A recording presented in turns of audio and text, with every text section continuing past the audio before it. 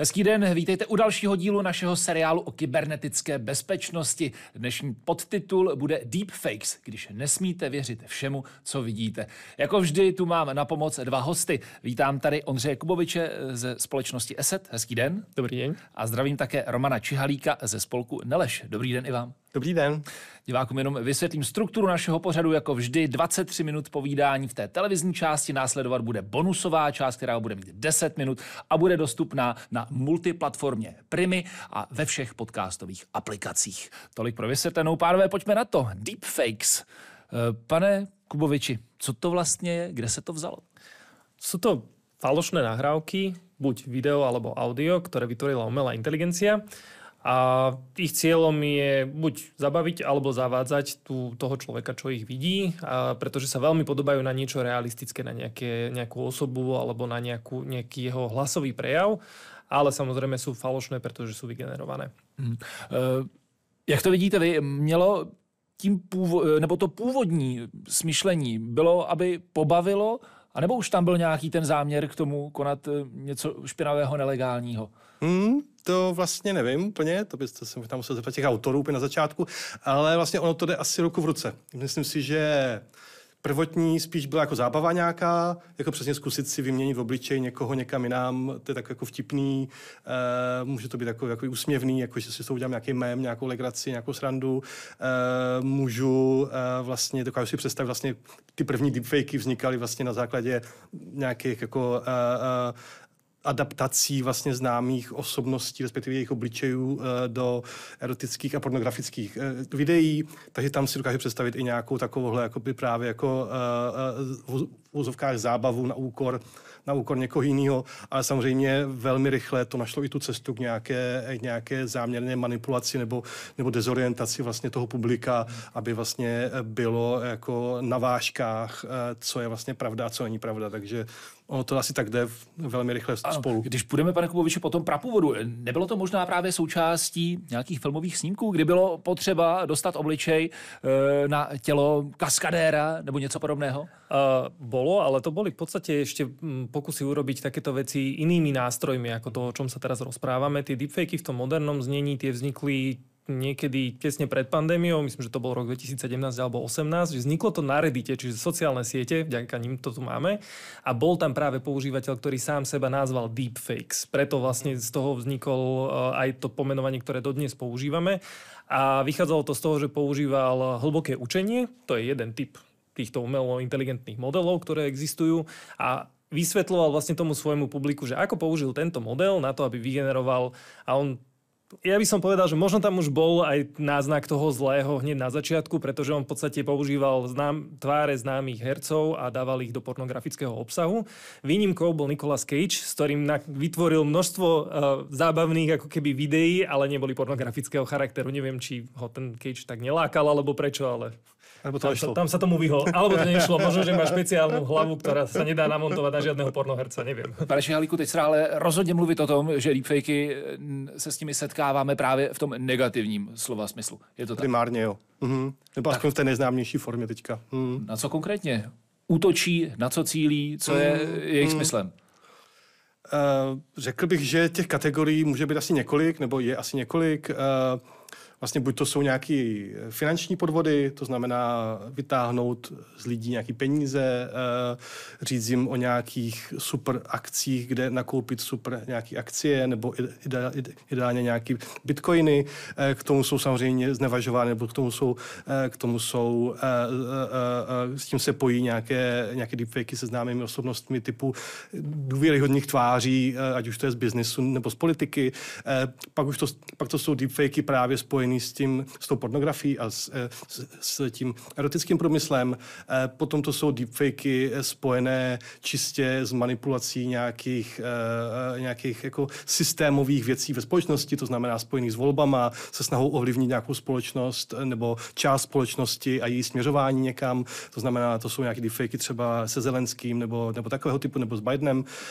A pak to jsou deepfakey určitě směřující k nějaké osobní nebo k nějaké konkrétní masivní dehonestací konkrétního člověka.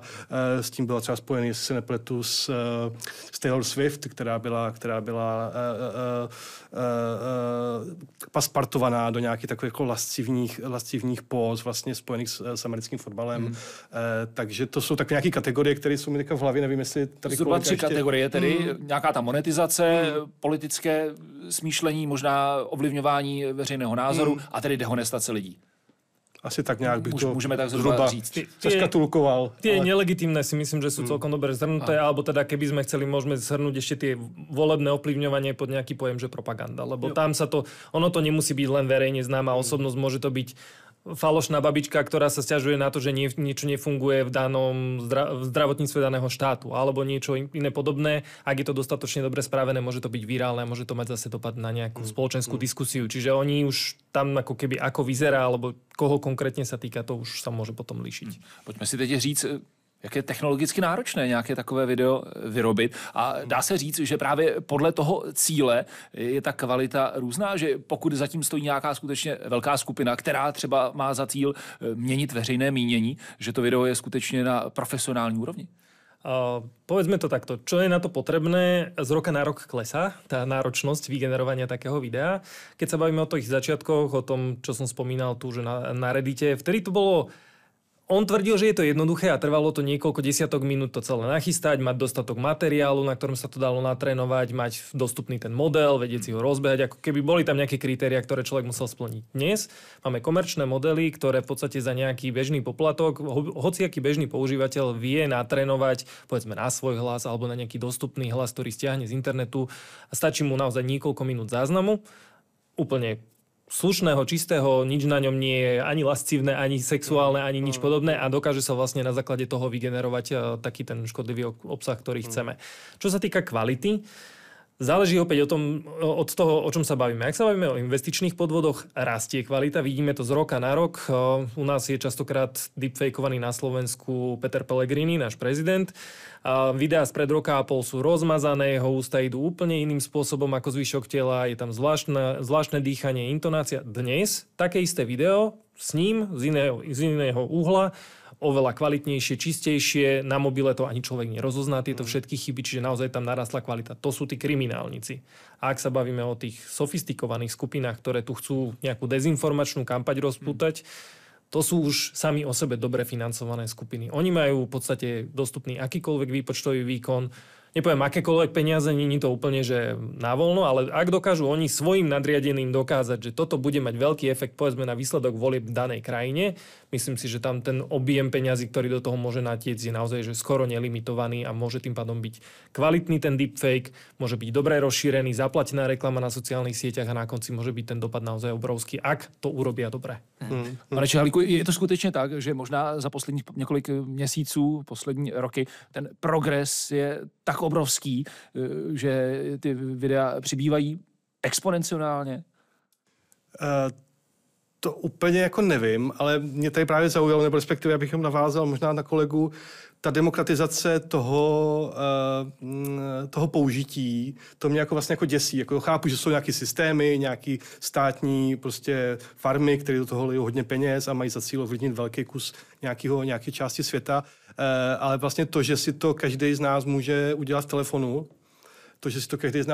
v telefonu, během 3 minut, v úzovkách na záchodě o přestávce ve škole, tak tohleto jako šíření mezi tyhle jako běžný, jako, nebo toto šíření a možnost ovlivnit a možnost jako nějakým způsobem dehonestovat vlastně kolegu v práci nebo mýho spolužáka je vlastně jako, to mě jako děsí jako, asi jako nejvíc. Jako jo. Tohleto je ta možnost toho, že opravdu to je takhle dostupný a ta kvalita, jasně, můžeme se bavit o těch výpočetních různých jako modelech a takhle, ale vlastně na tom telefonu, když člověk scrolluje na těch sociálních sítích nebo to náhodně, jako že dělá, že to otevře, že to má v galerii někde a ukáže to kamarádovi, tak vlastně to nikdo už dneska neřeší. Nikdo se nekouká přesně, jak je ta anatomie té kostry a jak jsou nějaký spellingy okolo pusy, tak vlastně to už je dneska jako přehlednutelný.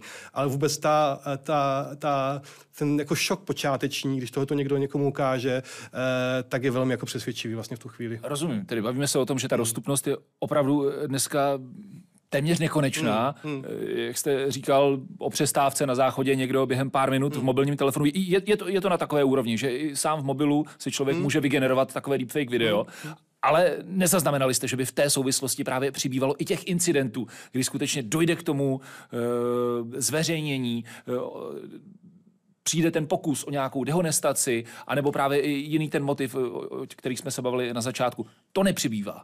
Přestože ty možnosti by tady byly. Možná kolega má větší analytický jako background nějaký, nebo jak sledujú vlastne. Detekcia deepfakeov je pomerne komplikovaná záležitosť, čiže ako keby spoľahlivú štatistiku na to nemá, aby som si dovolil povedať, že nikto v danej chvíli. Ja si ale myslím, že čo je dobrý indikátor toho, že či toho pribúda alebo nepribúda, sú školy. Skúste sa opýtať, koľko takých prípadov riešili na školách deepfakeov, kde dievčatám 13, 14, 15 ročným proste prirobil ich hlavu na nejakú pornoherečku a potom to rozposlal všetkým spolužiakom na škole. A vám skoro 100% garantujem, že spred 3 rokov takých prípadov bolo, že na proste 2 rukách by ste to možno zrátali za Česko. Dnes by vám o takom prípade povedalo veľká časť škôl, že ako nadpolovičnú väčšinu si nedovolím tvrdiť, ale akože určite by tam bolo veľké percento škôl, ktoré by vám potvrdili, že majú s takýmito vecami skúsenosti a problémy. Takže ja si myslím, že toto je ako keby dobrý indikátor. Deti sú prvé, ktoré sa takýmto veciam veľmi ľahko dopracujú, ešte keď je to náhodou zadarmo, taká aplikácia, tak oni to veľmi radi použijú, veľmi radi sa s tým pohrajú a už potom tie následky oni v tej chvíli nevedia domyslieť, takže bohužiaľ to môže mať naozaj dlhotrvajúce aj psychologické následky. Tak to je určitě zarážející, ale je to vývoj, se kterým se počítat musí. Tedy jedna věc je pokus o nějakou dehonestaci. Zaměřme se teda i na to, kdy je skutečně tady poptávka po nějakém změně veřejného mínění. Můžete jmenovat nějaké příklady z minulosti, kdy skutečně něco takového se dočkalo nějakého masivního šíření a byla tady, skutečně se rozsvítila ta kontrolka, pozor, něco takového se tady šíří a pak se muselo třeba i složitě vyvracet, že něco takového, co zaznělo, není pravda.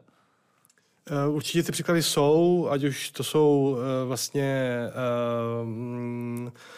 ať to bylo nějaký video vlastně s Vítkem Rakušanem třeba, který vlastně, když to bylo v té chvíli, kdy objížděl ty menší lokality v Čechách a na Moravě a vlastně objevilo se video, který jako se vztahuje k těm místům a on hovoří, že pojede zpátky k těm dezolátům na návštěvu nějakou.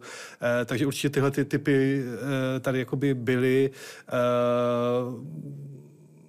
a přesně jsou cílený jako vůči jako dehonestaci toho člověka nebo respektive znevěrohodnění jeho práce a jeho nějakých jako cílů, co chce udělat. Tady ty případy jsou sledované i u nás? Zaznamenány? Ja som chcel ešte pridať možno, že aj trošku z iného pohľadu, že napríklad vidíme, kde to má. Ten dopad my očakávame, že bude hrozne dôležitý, hrozne veľký, ale povedzme pri tých voľbách nemusíme prehovoriť polovicu národa, aby volila inak. Tam naozaj častokrát rozhodujú stovky, tisícky voličov, nehovoriac o nejakých regionálnych voľbách, kde sú to naozaj, že možno desiatky. A keď takéto video trafí naozaj správnu 10 alebo 20 ľudí v danej obci, môže to zmeniť výsledok volieb. Práve preto sa hovorí napríklad ako Slovensko ako príklad. My sme mali pred poslednými parlamentnými voľbami deepfakeovaný telefonát, nie video, ale iba telefón medzi lídrom opozície a jednou novinárkou. A bolo jednoznačne počuť, že to je deepfake, že to je falošné, že nesedia intonácie, celé je to proste sehrané. Ale vo výsledku my nevieme povedať, či to nepresvedčilo povedzme 1000, 2000, 5000 voličov niekde po Slovensku, ktorí naozaj mohli otočiť výsledky tých volieb povedzme v nejakých okrskoch a na konci dňa to zmenilo výsledok celkový. Čiže to je pre mňa jeden ako keby veľmi dôležitý indikátor, čo si ľudia neuvedomujú, že tam netreba mať plošný dopad. Druhé miesto, kde to je plošný dopad, spýtajte sa bank. Tie vám povedia, že kedysi sa krádli prihlasovacie údaje. A s nimi sa potom útočník chcel dostať do vášho konta. Dnes oni vás na tieto deepfakey namotajú a potom vám na telefóne vás masírujú hodiny a hodiny, kým si vy sami vyberiete peniaze zo svojho účtu a pošlete ich a autorizujete platbu a obídete vlastne všetky bezpečnostné mechanizmy, lebo ste zmanipulovaní tým útočníkom. A takých útokov oni pri týchto fraud oddeleniach, pri tých oddeleniach, čo riešia podvody, majú cez 75%, platí to v Čechách aj na Slovensku. Tak to je velký. No. Rozumím. Třeba při těch volbách tam samozřejmě to mohou být jednotky hlasů, které nakonec budou ty rozhodující. Ale bavili jsme se o tom, že to video je, jak jste zmínil, byla tam nedokonalá intonace, dnes už něco takového v podstatě se dá všechno vymazat, působí to velmi realisticky, jen velmi obtížně. Možná ani odborník by už je nepoznal, jestli skutečně jde o nějaké falzum či ne. Zaměřme se ještě na ta deepfakeová videa, která se snaží z lidí vymámit peníze. A to formou většinou nějakých investic do společností, kde je zaručený zisk. A právě to deepfake video, respektive ten text v tom videu tlumočí nějaká známá osobnost, jako jsme toho byli svědky. I s použitím vizuálu, třeba i naší televize CNN Prima News byla zneužita k takovému deepfake videu, kde prezident Petr Pavel sliboval, když investujete 6 000, návratnost neskutečná. Věřím tomu, že ti lidé se našli, kteří tomu uvěřili a nechali se napálit. Tak jak proti tomu bojovat? Co byste doporučil? A teď mám na mysli ty uživatele. Ti lidé, kteří právě sledují takovéto video a teď třeba mají ten pochyb. Samozřejmě je lepší určitě si všechno ověřovat, ale málo kdy zapochybujete, když právě to říká taková autorita. Tak co by nás mělo upozornit? V dnešní době, kdy ta deepfake videa jsou na takové úrovni, že poznat tam nějaký detail je obtížné. Samozřejmě, když si odrážíme, jsem si vzpomněl na nějaký výzkum, to bylo, myslím, že před rokem dělal CEDMO, ten říká, že 3/5 vlastně lidí nedokáže jako rozpoznat vlastně, jestli to je deepfake nebo ne. Tak to je jako první nějaký bod. A když se ptáte o tom, jako jak vlastně postupovat, tak samozřejmě znovu asi, nebo nejdůležitější, nebo nějaká edukace, nějaké vzdělávání, nějaká prostě mediální gramotnost, nějaká informační prostě gramotnost, soustředit se na to sdělení, že prostě jako asi velký zbohatnutí a velké investice nejsou jako reální, to znamená nějaká jako znalost i toho finančního trhu. Je to dlouhodobá práce, která by samozřejmě měla začít na školách, v rodinách. Je to něco, co prostě tu společnost doběhlo, ty technologie, jako to zrychlili, všechno akcelerovali tyhle ty věci. Takže určitě něco takového. Pak samozřejmě jakýkoliv spojení známý osobnosti typu politik, ale pan Pavel nebo Babiš, tak jakákoliv spojitost takového člověka s nějakou komerční věcí je vždycky problematická, nebo vždycky by měla být jakoby podezřelá, nebo není to obvyklý, aby tyhle typy lidí vlastně dělali nějaký komerční vlastně jako nějakou reklamu. Znalost těchto jako nuancí, těchto věcí si myslím, že je asi jako nejdůležitější, no, prostě a jak jste říkal, potom ověřovat si ty fakta, ověřovat si ty informace, být prostě pozornej, konzumovat víc druhů nějakých médií. To jsou všechno nějaké jako takové základní věci, které jsou na nějakým papíře někde, nebo jsou jako základní, ale jako ve finále jsou jako rozhodující. Jako no. Rozumiem. Ja by som k tomu ešte pridal aj vlastne technologické nástroje, na týmto existujú. Nehovorím, že máme teraz nejaké skvelé algoritmy, ktoré dokážu detekovať deepfakey. Ako vravím, to je veľmi náročná vec, na ktorú treba mať špeciálne nacvičené modely a aj tie veľmi rýchlo zastarávajú.